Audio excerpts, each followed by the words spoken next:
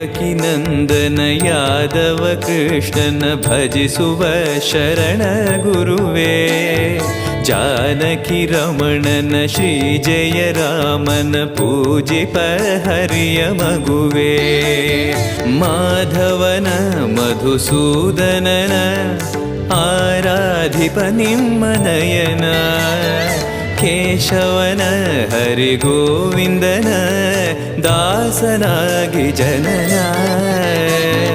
ಪೂಜ್ಯಾಯ ರಾಘವೇಂದ್ರಾಯ ಸತ್ಯಧರ್ಮರತಾಯ ಚ ಭಜತಾಂ ಕಲ್ಪವೃಕ್ಷಾಯ ನಮತಾಂ ಕಾಮಧೇನವೇ.